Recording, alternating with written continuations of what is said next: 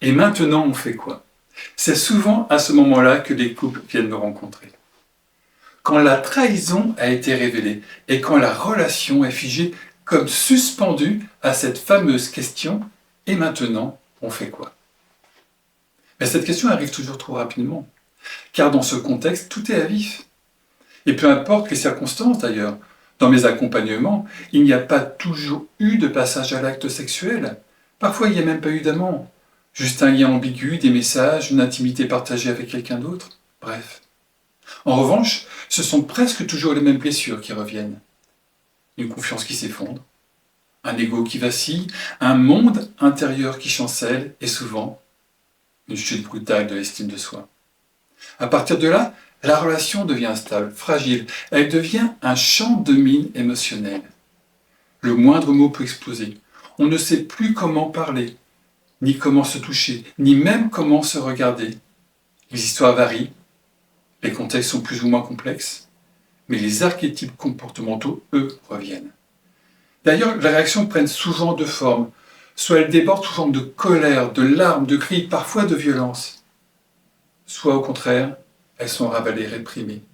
On retient, on fait bonne figure pour préserver l'autre, les enfants, l'image du couple, quitte à s'oublier soi-même. J'ai d'ailleurs beaucoup de respect pour ces couples qui réussissent à rester dignes dans cette tempête. Et face à tout ça, on fait quoi alors? Entre les efforts pour réparer, la tentation de fuir ou la décision de rompre? La réponse n'est jamais simple, parce que les enjeux sont bien souvent immenses. Préserver le couple, la famille, les enfants, le projet de vie? Ou se préserver soi-même, garder sa dignité, ne pas se trahir? Je me souviens de Sandrine en séance disant à son conjoint: je ne sais pas à qui j'en veux le plus, à toi ou à moi, d'être resté. J'ai l'impression de me trahir moi-même. Et à ce moment-là, qu'on le dise ou non, la relation a déjà basculé. Elle n'est plus celle d'avant. Quelque chose est tombé. Et comme entre deux respirations, commence le deuil de ce qu'on ne retrouvera plus. Le deuil d'un rêve, d'une aspiration, le deuil de ce qu'on croyait solide, le deuil du couple tel qu'il était. Quand un couple vient consulter après une infidélité, la première chose à entendre, c'est ce que ce geste signifie. Parce que beaucoup ne viennent pas. Ils se quittent ou restent ensemble comme ils peuvent, blessés en espérant que ça se passe.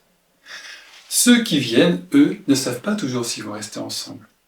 Mais s'ils sont là, c'est qu'il reste quelque chose à sauver. Un attachement, une histoire, ou simplement parfois le désir de ne pas laisser la blessure tout détruire.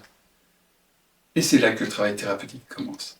Car à ce moment-là, la relation est comme suspendue, ni rompue, ni vraiment vivante, juste figée. Et ce qui se joue souvent, sans le dire, c'est le deuil de la relation d'avant. Le deuil de ce qu'on croyait solide, de ce qu'on imaginait partager, et de ce qu'on projetait parfois pendant des années. Quand on se met en couple, on n'aspire pas à se trahir. On cherche l'amour, le soutien, la complicité, la bienveillance. La trahison, je le rappelle, est bien souvent le symptôme d'une souffrance. Je parle ici, vous l'avez compris, des couples ordinaires, pas des cas de manipulation ou de pathologie grave. Cela revient à d'autres cadres d'accompagnement. Alors, faire le deuil de la relation d'avant, ça veut dire quoi? Accueillir le chaos, écouter les colères, les silences, les contradictions, faire remonter ce qui était étouffé, ignoré, déplacé, parfois pendant des années. C'est ce qu'on fait en TCCI. Il ne s'agit pas d'oublier ni de pardonner trop vite, il s'agit de traverser et de reconstruire. Reconstruire une relation où un nouveau contrat moral pourra être posé. Une relation dans laquelle chacun s'engage en conscience à plus d'authenticité, plus de responsabilité. Parce que c'est à cette seule condition que la confiance pourra renaître. Et que la blessure de la trahison pourra non pas disparaître, mais se refermer. Comme une marque indélébile, témoin d'une époque où le couple était moins conscient, moins adulte. Et comme le dit Rumi, toute blessure est un lieu par où la lumière peut entrer.